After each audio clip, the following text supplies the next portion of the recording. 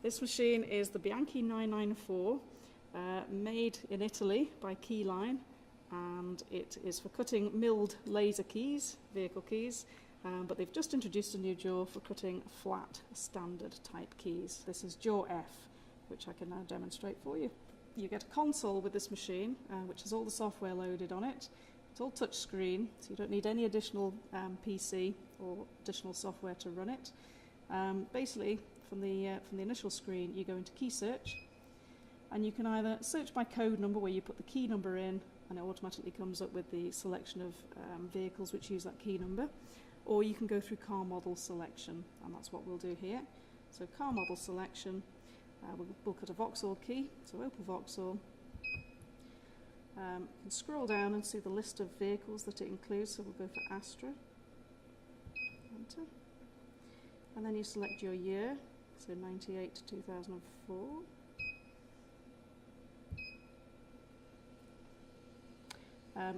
It's for external track flat cut D series or S series for Vauxhall keys, so we'll go for S.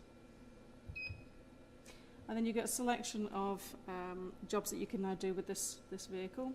You can cut by decode, so you have an original key to copy from, it will decode the key and cut a brand new key to that reading. Cut by code number, if you were doing the key to key number, you just type the number in. Or cut by depth, so if you were making a key to a lock and you just knew the depths of the lock, depth of the key, you could insert them in. It would also search for missing cuts as well, which is quite handy. So if we do a cut by decode, we'll actually decode an original key and produce a copy from that decode. Cut by decode. The actual picture on the console tells you exactly what position to put the key into the jaw, and for this we'll use a tip stop, which is a magnetic bar that just slides into the jaw like so. So the key goes through that slot there. You put the shoulder up to the stop, and then as you tighten, it centralises the key and also comes down to clamp the key, so the key's in nice and solid there into the jaw. Remove the shoulder guide, and once you've put the key into the position that the machine is instructing, we can then proceed. Now it's told me to remove the tip stop bar. Had I not removed that, the cutter goes into it and it's a problem. So it just gives you a warning to make sure that's removed. So we've done that. Okay. So it checks that we've got the correct jaw in place, and then the tracer will read the cuts from the original key.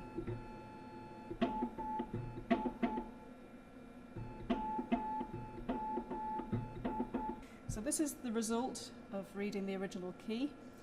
It gives you your cuts. It shows you an image of the cuts on the key, how it should look. It also gives you the key number, and you're also able to change the cuts at this point if you want to.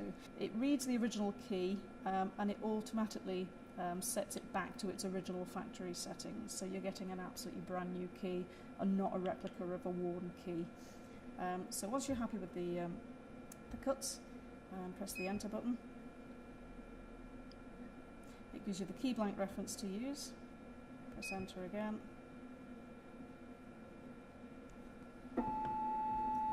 And then basically go back to the machine now to do our copy key. Slot's in there, key through there, up to the shoulder guide, and tighten. We're now going to cut the copy key.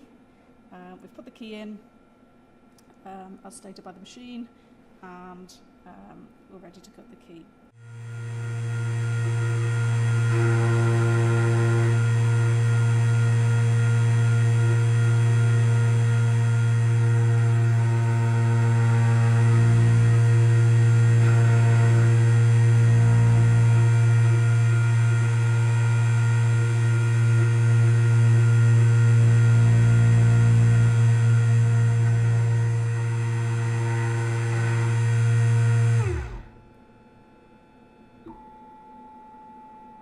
To remove the key, we just undo the clamp and the key slides out.